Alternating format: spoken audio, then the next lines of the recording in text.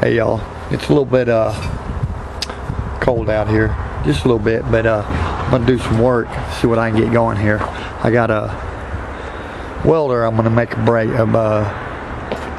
little cart to go around on it. Let me show you.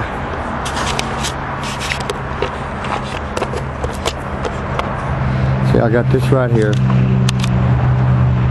and I took the motor and the power washer off because the power washer went out. So what I'm thinking about doing is welding this rack where get out in the sun.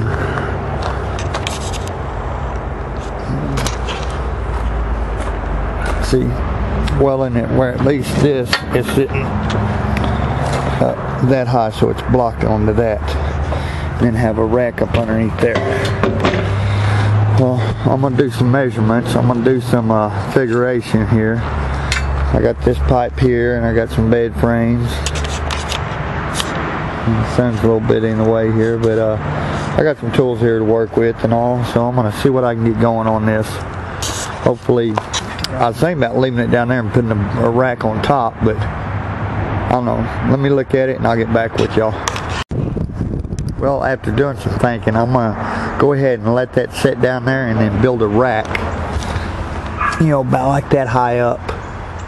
It comes up, and to be able to hold stuff up in front. After getting my angle iron bed frames and my T-square out and checking on my corners, I'm just gonna build a base around that, weld it to the frame, and then build something up on top of it. That way I can still take that out easy, and then that way I can hold my welding rods and my other stuff up in the rack up on top. So I'm going to get onto that. Now I'm going to get this going pretty fast. Okay, here's where we're at so far. It's not too good,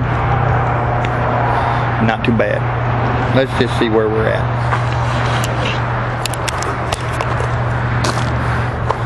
Okay, we got the welder on there, and like I said, I decided I'm going to put it on bottom. You know, I don't know why, because it was top heavy. It would flip backwards. What I'm going to do is I'm going to weld a box up here on top. I still got one more to go across and in the back, and then I'll build a box there. I'll go ahead and take this back up to here, you know, make that all one piece. Might even drop that all the way down. It might be easier, just drop that down to that and use that as backing. I got some tin somewhere in here that I'll use to go around it and build the bottom on. And that's going to be my little welding tray. See, I can wrap my cords up there, want my power cords up, put my helmet. I like it. Let's see where it goes from here. Okay, here we go with the rack. Pretty well done. I put that piece in the middle. Edges come up so that way I can bring this metal all the way around it. I kind of made a little mistake. I ain't gonna tell you how, but you'll figure it out. You know, but yeah, it will work out in the end. You know, and this is just for me personally. You know, so I don't care what it thinks or what it looks like or what people think. You know, I'm gonna have a piece of metal going across here on the back, here on the sides, all the way around the sides, and there on the bottom. So that's going to be a little carrying tray. Like I said, I made a little mistake, but it's alright. I'll be able to get through my little mistakes. You know, this little welder, I'll tell you about this welder here. It's Harbor Freight. Let me see if I can pan in on this. It's an arc welder, 120, Chicago, you know, from Harbor Freight, of course. But this thing does 110 or 230. You know, I only got it hooked up for 110 right now because my shop ain't got electric to it yet. I just run a little extension cord for right now, and that won't pull no 230. But it's gonna work out. You know, it fits in there real nice and snug, and then my tray's gonna go on top. But I'll give you a look whenever I get the tray done. Well, there she is. She's all finished. I got the welder on there. My little Harbor Freight Special, boy, I love that. I can crank her up, crank her up, crank her down, you know, get all set up. But she's on there. See, it was a residential power washer, 24 psi. I still got the motor. I got it sitting over here. The pump went out, but I put the motor on something else.